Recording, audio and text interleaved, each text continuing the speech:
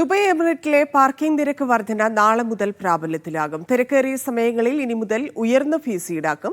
തിരക്കില്ലാത്ത മണിക്കൂറുകളിൽ നിരക്കിൽ മാറ്റമില്ല. ഞായറാഴ്ചകളിൽ പാർക്കിംഗ് സൗജന്യമായി തുടരും. എല്ലാ പബ്ലിക് സോണുകളിലെയും പ്രീമിയം എന്ന് അടയാളപ്പെടുത്തിയ സ്ഥലങ്ങളിലാണ് നിരക്ക് വർധന വരുന്നത്. ഇവിടെ 2 തരം പാർക്കിംഗ് ഫീസാണ് നാളെ മുതൽ ഈടാക്കുക. തിരക്കുള്ള സമയങ്ങളിൽ കൂടുതൽ നിരക്കും, തിരക്കില്ലാത്ത സമയത്ത് നിലവിലെ നിരക്കും. തിരക്കേറിയ സമയങ്ങളായി കണക്കാക്കുന്ന രാവിലെ 8 മുതൽ 10 വരെയും വൈകിട്ട് 4 മുതൽ രാത്രി 8 മണി വരെയും ഉയർന്ന പാർക്കിംഗ് ഫീ നൽകണം. പീക്ക് സമയത്ത് പ്രീമിയം സ്ഥലങ്ങളിൽ 1 മണിക്കൂറിന് ഇനി മുതൽ 6 ദിർഹമാണ് ഈടാക്കുക.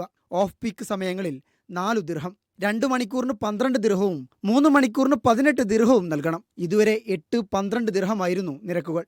ഓഫ് പീക്ക് സമയമായി കണക്കാക്കുന്ന രാവിലെ 10 മുതൽ വൈകിട്ട് 4 വരെയും രാത്രി 8 മുതൽ 10 വരെയും പാർക്കിംഗ് ഫീ പഴയതുപോലെ തുടരും. ഡൈനാമിക് പാർക്കിംഗ് ഫീ ഏർപ്പെടുത്തുന്നതിന് മുന്നോടിയായി പാർക്കിംഗ് കോഡുകളിൽ ഈയിടെ മാറ്റങ്ങൾ കൊണ്ടുവന്നിരുന്നു.